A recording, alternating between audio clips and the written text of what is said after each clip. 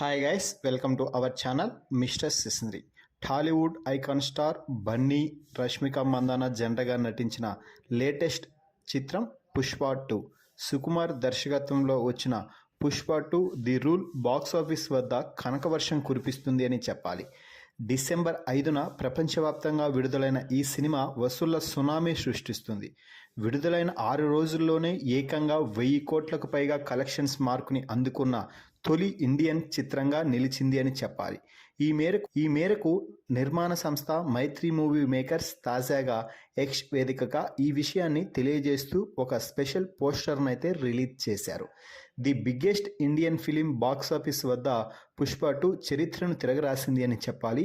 6 రోజుల్లో 1000 కోట్ల gross cross చేసి తొలి భారతీయ చిత్రంగా నిలిచింది అంటూ మైత్రి మూవీ మేకర్స్ ట్వీట్ చేసింది.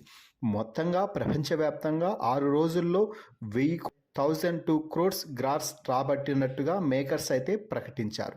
ముఖ్యంగా హిందీలో ఈ సినిమా వసూళ్లు అందరినీ ఆశ్చర్యపరిచాయి అని చెప్పవచ్చు.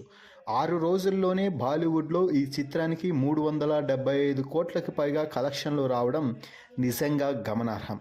హిందీ ఇండస్ట్రీలో అత్యంత వేగంగా ఈ స్థాయి వసూళ్లు రాబట్టిన తొలి సినిమా పుష్ప 2 అని చెప్పాలి.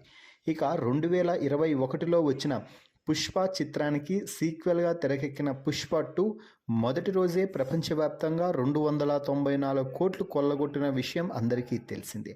ఆ తర్వాత వారాంతంలో కూడా బాక్సాఫీస్ వద్ద మంచి ప్రదర్శననైతే అందుకుంది పుష్ప 2. కాగా ఈ చిత్రం విడుదలైన 5వ రోజు కూడా 900 కోట్లు మైలురాయిని దాటింది. ఇక భారతీయ సినీ చరిత్రలో 1000 కోట్లు మైలురాయిని చేరుకున్న 8వ చిత్రంగా పుష్ప 2 నిలిచింది. అంతకు ముందు దంగల్, బాహుబలి 2, RRR, KGF 2, జవాన్, పఠాన్, కల్కి 2898 AD సినిమాలు ఈ ఘనతనైతే సాధించాయి.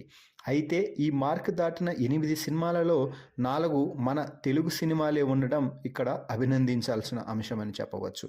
మరి 6 రోజుల్లో పుష్ప 2 1000 కోట్ల మార్కును అందుకోవడంపై మీ అభిప్రాయాన్ని కామెంట్స్ రూపంలో తెలపండి. Please subscribe our YouTube channel mister సిసింద్రి.